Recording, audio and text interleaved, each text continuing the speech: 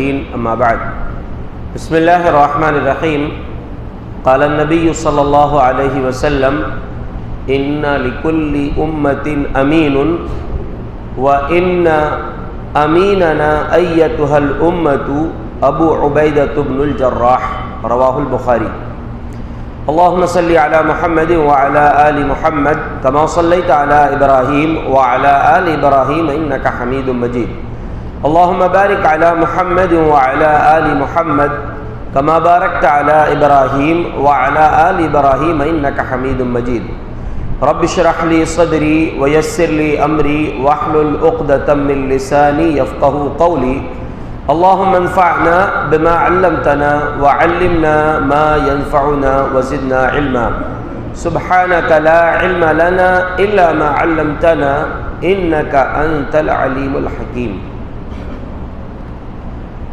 الحمدللہ عشرہ مبشرہ میں سے 7 صحابہ کرام کی مختصر سیرت آپ کے سامنے پیش کی گئی ہے۔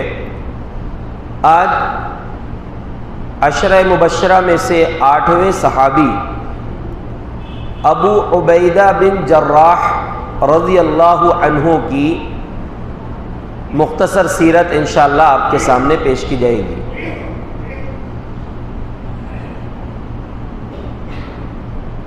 یہ مشہور کنیت سے ہوئے ہیں، لیکن اصل نام ان کا عامر بن عبداللہ ہے، اور جیسا کہ بہت سے صحابہ کرام، بڑے بڑے صحابہ کرام ابو بکر صدیق رضی اللہ عنہ کی دعوت پر مسلمان ہوئے، انہی میں سے یہ ابو عبیدہ بن جراح رضی اللہ عنہ بھی ہیں۔ انہوں نے بھی ابو بکر صدیق رضی اللہ عنہ کی دعوت پر اسلام قبول کیا تھا۔ جب مسلمانوں نے حبشہ ہجرت کی، ان میں یہ بھی شامل تھے، یعنی دونوں ہجرتیں انہوں نے کی ہیں، حبشہ کی طرف بھی ہجرت کی اور پھر مدینہ کی طرف بھی ابو عبیدہ بن جراح رضی اللہ عنہ نے ہجرت کی تھی۔ مختلف فضیلتیں ان کو بھی حاصل ہیں۔ ایک فضیلت تو یہی ہے کہ نبی صلی اللہ علیہ وسلم کی زبانی جنت کی بشارت ملی ہے۔ دوسری بات، یہ بدری صحابی ہیں جن کو اللہ تبارک و تعالیٰ نے یہ کہا ہے کہ اے میرے نبی کے بدری صحابہ، تمہارے لیے میں نے بخشش لکھ دیا ہے، اب تم جو لگے وہ کرو۔ اس کا یہ مطلب نہیں تھا کہ صحابہ اکرام پھر اپنی مرضی سے جینے لگے، وہ منتخب لوگ تھے، سلیکٹڈ لوگ تھے جن کو اللہ تبارک و تعالیٰ نے یہ مقام عطا کیا تھا۔ تو بدری صحابہ میں ابو عبیدہ بن جراح رضی اللہ عنہ بھی ہیں۔ غزوہ بدر میں بھی انہوں نے اپنا نمایاں کردار پیش کیا۔ غزوہ احد کے موقع پر جب کہ مسلمانوں پر ایک مشکل گھڑی آئی اور خالد بن ولید رضی اللہ عنہ جو ابھی مسلمان نہیں ہوئے تھے، ان کے حملے کی وجہ سے جو مسلمان پریشانی کا شکار ہوئے، بہت سارے 70 صحابہ شہید ہوئے۔ اس مشکل موقع پر جو 9 صحابہ کرام نبی صلی اللہ علیہ وسلم کے آس پاس گھیرا لگائے ہوئے تھے اور مکمل طریقے سے اپنی جان کی پرواہ کیے بغیر نبی صلی اللہ علیہ وسلم کی ذات کی حفاظت کر رہے تھے، ان خوش نصیبوں میں سے ایک صحابی حضرت ابو عبیدہ بن جراح رضی اللہ عنہ بھی ہیں۔ اور غزوہ احد کے موقع پر نبی صلی اللہ علیہ وسلم نے جو خود پہنا ہوا تھا، خود بولتے ہیں جو جنگی ایک لباس ہے، ادھر نیچے جو پہنتے ہیں اس کو بولتے ہیں زرہ، اور سر میں جس کو ہم بول سکتے ہیں ہیلمٹ، جنگ کے موقع پر جو ہیلمٹ پہنا جاتا ہے اس کو خود بولتے ہیں۔ لوہے کا ہوتا ہے، لوہے کی کڑیاں اس میں ہوتی تھیں، جیسے ہیلمٹ رہتا ہے سر کی حفاظت کے لیے، یا جو کھلاڑی پہنتے ہیں کرکٹ کھلاڑی جو ادھر سے بھی پیک رہتا ہے، اس طرح وہ پوری لوہے کی راڈ کا ہوتا تھا اور وہ پورا سر کو ڈھانکتا تھا۔ تو ایک بدبخت نے نبی صلی اللہ علیہ وسلم کو جو تلوار مارا تھا اس موقع پر، وہ تلوار کی لگنے کی وجہ سے اس خود کی 2 کڑیاں ٹوٹ کر نبی صلی اللہ علیہ وسلم کے رخسار مبارک میں گھس گئی تھی، یعنی آپ کا چہرہ زخمی ہو گیا تھا، آپ کے 2 رباعی دانت، یہ سامنے کے دانت جو ہیں وہ ٹوٹ گئے تھے اور وہ کڑی جو تھی لوہے کی آپ کے چہرے مبارک میں گھس گئی۔ تو ابو عبیدہ بن جراح رضی اللہ عنہ نے وہ کڑیوں کو اپنے دانت سے پکڑ کے کھینچا تھا، یعنی اتنی اندر گھس گئی تھی کہ وہ ایسی نکل نہیں رہی تھی. تو ابو عبیدہ بن جراح نے نبی صلی اللہ علیہ وسلم کی چہرے میں گھسی ہوئی ان کڑیوں کو اپنے دانت سے پکڑ کر کھینچا تھا. تلوار لگنے سے، وہ کڑیاں گھسنے سے نبی صلی اللہ علیہ وسلم کے 2 دانت ٹوٹ گئے تھے. اور ابو عبیدہ بن جراح رضی اللہ عنہ نے ان کڑیوں کو جو کھینچ کے نکالا تھا، تو اس نکالنے کی وجہ سے ابو عبیدہ بن جراح رضی اللہ عنہ کے سامنے کے 2 دانت ٹوٹ گئے تھے. راوی بیان کرتے ہیں، اب سوچئے کہ کسی کے اگر دانت ٹوٹ جائیں، سامنے کے 2 دانت ٹوٹ جائیں تو عجیب سا دکھتا ہے اس کا چہرہ، یعنی اس کی خوبصورتی میں کمی آ جاتی ہے. لیکن یہ دانت ابو عبیدہ بن جراح رضی اللہ عنہ کے دانت جو تھے وہ نبی صلی اللہ علیہ وسلم کی خدمت کرتے ہوئے ٹوٹے تھے. راوی کہتے ہیں کہ اس کے بعد سے ابو عبیدہ بن جراح کا چہرہ اور خوبصورت دکھنے لگا. دانت ٹوٹنے کے بعد چہرہ اور خوبصورت ہو گیا، جبکہ عام طور سے دانت ٹوٹنے سے چہرے کی خوبصورتی میں کمی آ جاتی ہے. لیکن نبی صلی اللہ علیہ وسلم کی خدمت کی تھی، اس خدمت میں دانت شہید ہو گئے تو ان کا چہرہ اور زیادہ خوبصورت نظر آنے لگا. یہ وہ خوش نصیب صحابی ہیں جن کو نبی صلی اللہ علیہ وسلم نے انتہائی عظیم ایک لقب عطا کیا ہے. اور وہ لقب دیکھیے، مطلب ایک حدیث کی روشنی میں اگر دیکھیں تو کتنا بڑا لقب ہے. لقب کیا تھا؟ آپ نے فرمایا ان لکل امت امین وان امیننا ایتها الامت ابو عبیدہ بن الجراح. ہر امت میں ایک امین ہوتا ہے، اور اے امت کے لوگوں، اب دیکھیے امت میں قیامت تک کے لوگ شامل ہیں. آپ نے گویا کہ قیامت تک کے لوگوں کے لیے ایک پیغام دیا ہے کہ اے امت کے لوگوں، اس امت کا امین ابو عبیدہ بن جراح رضی اللہ عنہ. اور نبی صلی اللہ علیہ وسلم کی جو حدیث میں آپ سے بول رہا ہوں وہ یہ کہ آپ ہر خطبے میں یہ کہا کرتے تھے، اکثر خطبے میں کہا کرتے تھے الا لا ایمان لمن لا امانت لہ. لوگوں، جس کے پاس امانت نہیں ہے اس کے اندر ایمان نہیں ہے، جس کے اندر امانت داری نہیں ہے اس کے اندر ایمان نہیں ہے. اور نبی صلی اللہ علیہ وسلم ابو عبیدہ بن جراح رضی اللہ عنہ کے بارے میں کہہ رہے ہیں کہ اس امت کے امین ابو عبیدہ بن جراح رضی اللہ عنہ. کتنی بڑی بات ہے یہ.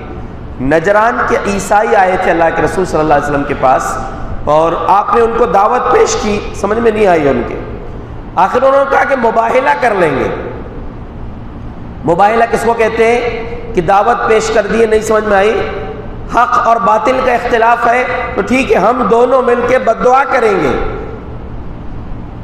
دو لوگ ہیں، دونوں مل کے بد دعا کریں گے کہ ہم میں سے جو جھوٹا ہے سچے کی زندگی میں وہ ذلیل ہو جائے یا اس کو فلاں نقصان ہو جائے. تو جب مباہلے کی بات آئی تو وہ جو لوگ آئے تھے، 2 سردار تھے اس میں، ان میں سے ایک نے دوسرے سے کہا کہ دیکھو، اگر یہ سچے نبی ہیں اور ہم نے ان سے مباہلہ کر لیا تو نہ تو ہم کامیاب ہو سکتے ہیں نہ ہماری نسلیں کامیاب ہو سکتی ہیں. اس لیے بھلائی اسی میں ہے کہ ان سے مباہلہ مت کرو. ٹھیک ہے، مباہلہ مت کرو. ان لوگوں نے کہا کہ ہم آپ کو ٹیکس دینے کے لیے تیار ہیں، جزیہ دینے کو تیار ہیں، لیکن ایک شرط ہے، آپ ہمارے ساتھ آپ میں سے کسی امین آدمی کو بھیجنا، امانت دار آدمی کو ہی ہمارے ساتھ بھیجنا. تو نبی صلی اللہ علیہ وسلم نے فرمایا لَأَبْعَثَنَّ عَلَيْكُمْ أَمِينًا حَقَّ أَمِينٍ. کہا کہ میں تمہارے ساتھ ایک امانت دار آدمی کو بھیجوں گا جو حقیقت میں امانت دار ہے. تاکید کے ساتھ آپ نے فرمایا. راوی کہتے ہیں فَأَشْرَفَ أَصْحَابُهُ.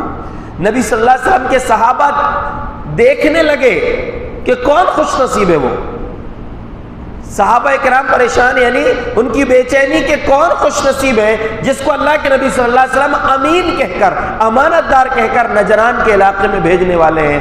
آپ نے فرمایا قم یا ابا عبیدہ بن الجراح، اے ابو عبیدہ کھڑے ہو، ان کے ساتھ جاؤ. یعنی آپ نے ان کو یہ بشارت دی گویا کہ یہ وہ شخص ہے، وہ شخصیت ہے جن کی امانت میں کوئی شک نہیں ہے. نبی جس کو امین کہہ دے ان کی امانت داری میں کون سا شک ہو سکتا ہے. تو آپ صلی اللہ علیہ وسلم ان کو یہ بہترین لقب عطا کیا.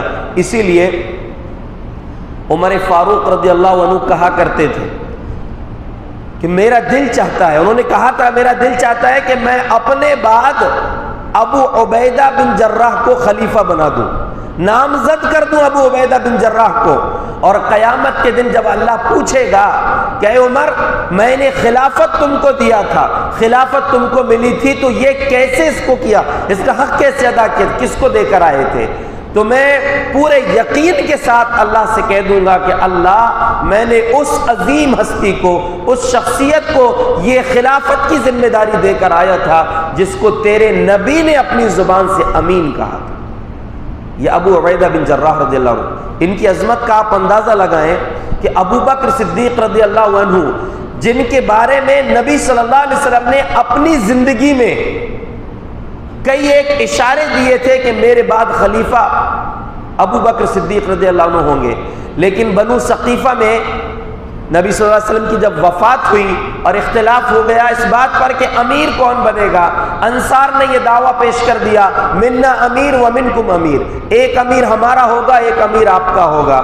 اس موقع پر ابو بکر صدیق رضی اللہ عنہ نے فرمایا تھا بایعوا عمر او ابی عبیدہ بن الجراح، لوگوں یا تو عمر سے بیعت کر لو یا ابو عبیدہ بن جراح سے بیعت کر لو، جبکہ خود اس بات کے مستحق تھے، جس کو بعد میں حضرت عمر رضی اللہ عنہ نے کہا کہ نہیں آپ سے زیادہ خلافت کا مستحق کوئی نہیں ہو سکتا، لیکن وہ خلیفہ جن کو خلیفہ بنایا گیا وہ بھی نام پیش کس کا کیے تھے، ابو عبیدہ بن جراح رضی اللہ عنہ کا۔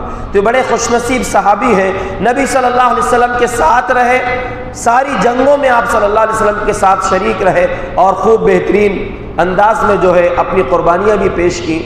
ایک بڑا عظیم واقعہ ان کی زندگی میں پیش آیا تھا ان کے ساتھ، یہ کمانڈر صحابی تھے، یعنی بہت ساری جنگوں میں نبی صلی اللہ علیہ وسلم نے جو سریات بھیجے تھے، کچھ تو جنگ ایسی تھی جس میں خود نبی صلی اللہ علیہ وسلم ساتھ میں تھے، لیکن کچھ سریے ایسے تھے، چھوٹے لشکر آپ بھیجتے تھے جس میں آپ شریک نہیں ہوتے تھے کہ صحابہ کو بھیج کر ان میں کسی کو امیر بناتے۔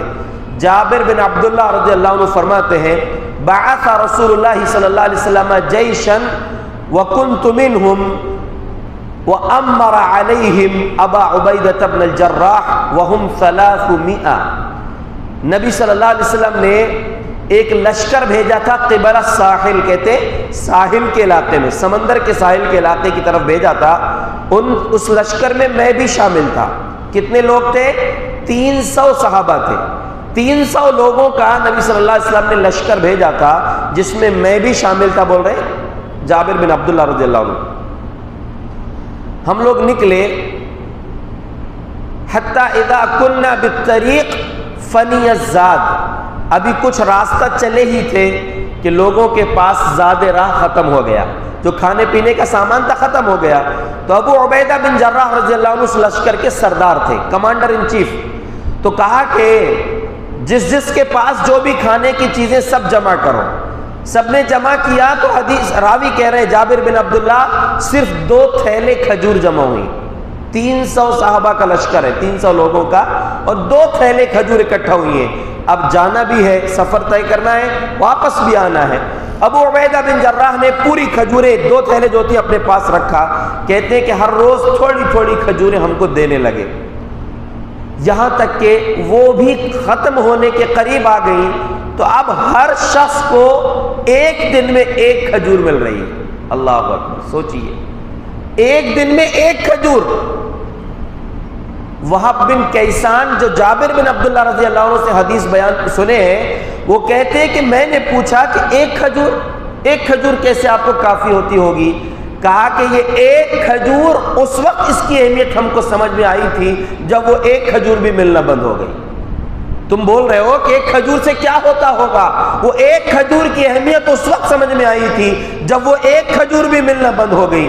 یہاں پر ایک بات پر غور کیجئے، ہم تو ٹھنڈی ہوا میں بیٹھ کر سکون سے ان کا تذکرہ سن اور سنا رہے ہیں، لیکن وہ کیسی پریشانیوں اور قربانیوں کے ساتھ یہ سچا دین ہم تک پہنچا ہے، اس دین کی خاطر ان لوگوں نے کتنی قربانیاں پیش کی ہیں، آپ اندازہ نہیں کر سکتے۔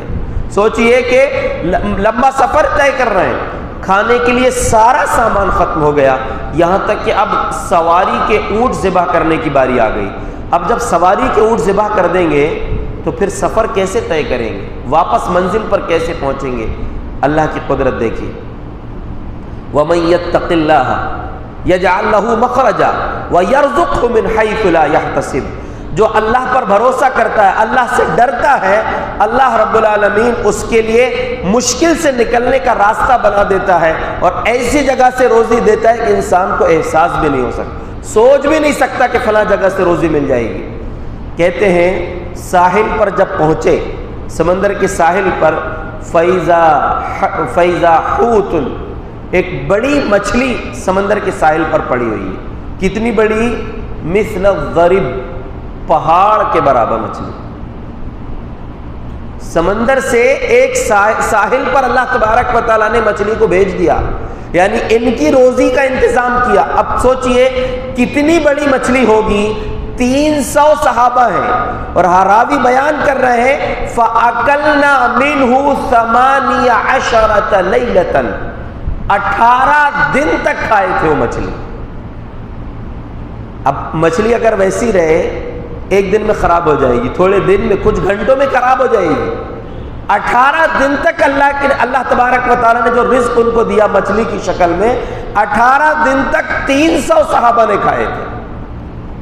اور روایات میں یہ بھی ہے کہ کچھ حصہ بچائے بھی تھے جو اللہ کے رسول صلی اللہ علیہ وسلم کے لیے لے کر آئے تھے، یعنی وہ مچھلی اللہ نے معجزانہ طور پر ان لوگوں کے لیے روزی کا انتظام کیا تھا۔ 18 دن تک 300 صحابہ نے، 300 لوگوں نے وہ مچھلی کھائے تھے، اور کتنی بڑی تھی۔ راوی بیان کرتے ہیں کہ ابو عبیدہ بن جراح رضی اللہ عنہ نے حکم دیا بِذِلْعَيْنِ، 2 اس کی پسلیوں کو اکٹھا کرنے کے لیے، 2 پسلیاں کھڑے کریں گے، یعنی جو اس کے کانٹے ہوتے ہیں، 2 پسلیوں کو اس طرح ممکن ہے ایسے بنائے ہوں جیسے ناکا رہتا ہے، ایسے بنائے، اور اطول الناس، جو سب سے لمبا آدمی تھا۔ ایک روایت میں یہ ہے، یا یہ بھی ہے کہ گھوڑ سوار کو یا اونٹ سوار کو بٹھا کر وہ دونوں کانٹوں کے بیچ میں سے گزارے تھے، تو وہ اس کے نیچے سے گزر گیا اور اس پر ٹچ نہیں ہوا، چھلا بھی نہیں اس کانٹے سے، اتنا اونچے کانٹے تھے اس کے۔ اتنی بڑی مچھلی اللہ تبارک و تعالیٰ نے ان لوگوں کے لیے دیا، 300 صحابہ نے کھائے تھے 18 دن تک، پھر بھی بچی تھی۔ اس لشکر کے سردار کون تھے؟ امین هذه الامہ ابو عبیدہ بن جراح رضی اللہ عنہ۔ اور پھر انہی کے سامنے، اب ان کی ایک فضیلت یہ بھی ہے کہ بیت المقدس جو فتح ہوا تھا، اس لشکر کے سردار بھی ابو عبیدہ بن جراح تھے، اور پھر بعد میں ان لوگوں نے، وہاں کے عیسائیوں نے کہا تھا کہ تم اپنے امیر کو بلاؤ، ہم اپنے ہاتھ سے ان کے ہاتھ میں چابیاں دیں گے۔ حضرت عمر رضی اللہ عنہ جب پہنچے تھے اور ابو عبیدہ بن جراح رضی اللہ عنہ کے گھر پہنچے، ایک تو وہ جملہ جو آپ نے سنا اس سے پہلے کہ ابو عبیدہ بن جراح نے کہا تھا کہ امیر المومنین آپ اپنے کپڑے بدل لیتے تو اچھا ہوتا، کہ ابو عبیدہ تمہارے علاوہ کوئی اور ہوتا تو اس کو بہت سخت سزا دیتا۔ سنو، انا کنا اذل قوم فاعزنا اللہ بالاسلام فمهما نطلب العزت بغیر ما اعزنا اللہ به اضلنا اللہ، کہ اے ابو عبیدہ ہم ذلیل ترین قوم تھے، اللہ نے اسلام کے ذریعے عزت بخشا ہے، اگر اس کو چھوڑ کر کہیں اور عزت تلاش کریں گے تو اللہ ہمیں پھر سے ذلیل کر دے گا۔ اس جملے کو ہمیں یاد رکھنا چاہیے۔ اس کے بعد امیر المومنین عمر بن خطاب رضی اللہ عنہ نے کہا کہ ابو عبیدہ اپنا گھر دکھاؤ، کہاں رہتے ہو؟ کتنے سادہ لوگ تھے، کمانڈر ہے فوج کے، 30-40 بڑی فوج جو ہے، اس فوج کے ساتھ ابو عبیدہ بن جراح جو ہے اس کے کمانڈر ہیں۔ سوچئے کمانڈر فوج کا، امیر المومنین جب ان کے گھر پہنچے، انتہائی سادہ گھر، تھوڑا سا سامان تھا، دیکھ کر کہا کہ ابو عبیدہ کیا اتنا سامان تمہارے لیے کافی ہو جاتا ہے؟ امیر المومنین پوچھ رہے ہیں ابو عبیدہ بن جراح سے کہ ابو عبیدہ کیا اتنا سامان تمہارے لیے کافی ہے؟ کہ امیر المومنین منزل تک پہنچنے کے لیے اتنا سامان کافی۔ صحابہ کی منزل کیا تھی؟ آخرت، ان کو دنیا سے زیادہ لینا دینا نہیں تھا۔ ایسا نہیں ہے کہ ہم نے دنیا نہیں کمایا، دنیا کمائے۔ خود یہ صحابی ابو عبیدہ بن جراح بڑے فیاض صحابی تھے۔ ایک مرتبہ امیر المومنین عمر بن خطاب رضی اللہ عنہ نے 4000 درہم ان کے پاس بھیجے، جرنیل صحابی تھے، تو ابو عبیدہ بن جراح رضی اللہ عنہ کے پاس 4000 درہم بھیجے۔ جس قاصد نے لے کر وہ گیا تھا 4000 درہم، اسی کے سامنے پورے کے پورے 4000 درہم غریبوں میں تقسیم کر دیے۔ یعنی سادہ زندگی گزارتے تھے، اللہ کی راہ میں خرچ کرنے کا ان کا جذبہ زیادہ تھا۔ امیر المومنین سے کہا کہ امیر المومنین منزل تک پہنچنے کے لیے اتنا سامان کافی ہے۔ امیر المومنین ان کی بات کو سن کر رو دیے کہ میرا کمانڈر میری طرف سے بنایا گیا جس کو کمانڈر، اس کی سادگی کا عالم یہ ہے۔ تو حضرت ابو عبیدہ بن جراح امین هذه الامہ، جن کو یہ لقب ملا، بڑی خوش نصیب صحابی ہیں، پیارے رسول صلی اللہ علیہ وسلم کے ساتھ رہے، ابو بکر صدیق کی خلافت میں رہے، حضرت عمر فاروق رضی اللہ عنہ کی خلافت میں رہے، اور جیسا کہ آپ نے سنا کہ ابو عبیدہ بن جراح کے بارے میں حضرت عمر رضی اللہ عنہ کا فرمان یہ تھا کہ میرا دل چاہتا ہے یا میری خواہش یہ ہے کہ میں ابو عبیدہ کو خلیفہ بنا دوں۔ ایک دن صحابہ کرام بیٹھے تھے، حضرت عمر رضی اللہ عنہ کی مجلس مشاورت، آپ نے کہا کہ بتاؤ کہ تمہاری خواہشیں کیا ہیں؟ سب سے اپنی اپنی خواہش پوچھا۔ کسی نے کہا کہ میری خواہش یہ ہے کہ جس جگہ ہم بیٹھے ہیں یہ گھر بھر کر میرے پاس سونا ہو، پورا سونا اللہ کی راہ میں خرچ کر دوں۔ کسی نے کہا میرا دل چاہتا ہے کہ میرے پاس اتنے ہیرے جواہرات ہو، میں اللہ کی راہ میں خرچ کر دوں۔ سب نے اپنی اپنی تمنائیں بیان کی۔ کہا امیر المومنین نے میری تمنا یہ ہے کہ اس گھر بھر کے میرے پاس ابو عبیدہ بن جراح، معاذ بن جبل، ابو موسیٰ اشعری، ان جیسے لوگ رہے اور پھر میں ان کے ذریعے دین کی خدمت کروں۔ تو ابو عبیدہ بن جراح ان لوگوں میں سے، یہاں سبق دیا ہے کہ اصل دولت جو ہے وہ مال و زر نہیں ہے، اصل دولت کسی بھی قوم کے لیے وہ افراد ہیں جو کام کرنے والے ہوں، صلاحیت مند افراد ہوں۔ اس لیے ان لوگوں کی قدر کرنا چاہیے جو کام کرنے والے لوگ ہیں، جن کے اندر طاقت ہے کام کرنے کی، جو صلاحیت ہے، جو ہوشیار ہیں، جو کسی بھی کام کے لائق ہیں، ان کی قدر کرنا چاہیے۔ حضرت ابو عبیدہ بن جراح نے شہادت کی موت حاصل کی، اور شہادت جنگ میں شہید نہیں ہوئے۔ ہوا یہ کہ سن 18 ہجری میں حضرت امیر المومنین عمر بن خطاب رضی اللہ عنہ کے دور خلافت میں امواس، شام کے علاقے میں ایک شہر ہے امواس، وہاں پر ابو عبیدہ بن جراح تھے اپنے لشکر کے ساتھ، اور وہاں طاعون کی بیماری پھیل گئی۔ امیر المومنین عمر بن خطاب رضی اللہ عنہ بھی ملک شام کی طرف جا رہے ہیں، راستے میں پہنچے، سرغ نامی جگہ پر پہنچے تھے کہ خبر ملی کہ امواس میں طاعون پھیلا ہوا ہے۔ مشورہ کیا کہ کیا کریں، کیونکہ یہ وبائی بیماری ہے طاعون، جیسے ابھی آپ نے دیکھا کورونا، اب اللہ عالم وہ وبائی مرض تھا کہ نہیں تھا، پھیلنے والی بیماری لوگ بول رہے تھے، اللہ بہتر جانے، لیکن طاعون جو ہے وہ حقیقت میں پھیلنے والی بیماری ہے۔ تو جب سرغ نامی جگہ پر پہنچے امیر المومنین، معلوم ہوا کہ طاعون پھیلا ہوا ہے امواس میں، تو مشورہ کیا کہ کیا کرنا ہے۔ عبداللہ بن عباس رضی اللہ عنہ سے امیر المومنین نے کہا کہ مہاجرین صحابہ کو بلاؤ، مہاجر صحابہ جو میرے ساتھ ان کو بلاؤ۔ سارے مہاجرین صحابہ جمع ہوئے، مشورہ لیا کیا کرنا۔ کہا کہ چلیے آپ اسی طرف، اللہ کے نام سے آپ نکل چکے ہیں، وہیں جانے کی تیاری کیجیے۔ امیر المومنین نے کہا کہ انصاری ان کو الگ کرو، انصاری صحابہ کو بلاؤ۔ دیکھیے الگ کرنے کا مقصد یہ نہیں ہے کہ امیر المومنین جانا نہیں چاہ رہے ہیں، امیر المومنین بڑے دور اندیش صحابی تھے، جیسے کہ آپ نے ان کی سیرت میں ہم نے بتایا تھا کہ بہت دور تک سوچ کر فیصلہ کرتے تھے۔ کہا کہ انصاری صحابہ کو بلاؤ۔ انصاری صحابہ آئے تو کہا، انہوں نے بھی یہی مشورہ دیا کہ نہیں آپ کو چلنا چاہیے امواس کی طرف، کہا کہ ان کو بھی دور کر دو۔ اب تیسری بات کیا کہا، اس شخص کو لاؤ جو پورے لشکر میں سب سے زیادہ عمر دراز ہو، جو سب سے زیادہ بزرگ ہو، ان کو میرے پاس لے کر آؤ۔ جب بلایا گیا تو سب سے بزرگ جو آئے ان سے مشورہ کیا تو کہا کہ مشورہ یہ ہے کہ آپ واپس چلے جائیے مدینہ، امواس کی طرف مت جائیے۔ تو ان کے مشورے کو امیر المومنین نے قبول کیا۔ اتفاق کی بات کہ عبد الرحمن بن عوف رضی اللہ عنہ کہیں گئے ہوئے تھے، وہ آ گئے۔ انہوں نے جب پہنچے تو لوگوں نے بتایا کہ ایسا ایسا معاملہ ہے، تو عبد الرحمن بن عوف رضی اللہ عنہ نے کہا کہ میں نے اللہ کے رسول صلی اللہ علیہ وسلم کو فرماتے ہوئے سنا ہے۔ مطلب یہ حدیث کسی کے ذہن میں نہیں تھی، یا ممکن ہے کہ صحابہ نے نہیں سنا تھا جتنے وہاں موجود تھے۔ کہا کہ میں نے اللہ کے رسول صلی اللہ علیہ وسلم کو فرماتے ہوئے سنا ہے کہ کسی علاقے میں اگر طاعون پھیل گیا ہو، وبائی مرض پھیل گیا ہو تو وہاں جاؤ مت، اور کوئی وہاں پر ہے تو وہاں سے باہر نہ نکلے۔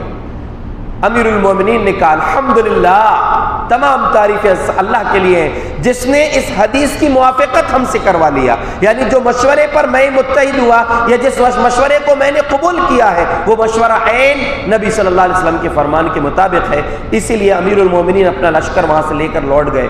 ابو عبیدہ بن جراح نے اس موقع پر بھی ایک بات کہی تھی، اتفر من قدر اللہ، امیر المومنین کیا آپ اللہ کی تقدیر سے بھاگ رہے ہیں، اللہ کے فیصلے سے بھاگ رہے ہیں؟ جو فیصلہ اللہ کا وہ تو ہو کر رہے گا۔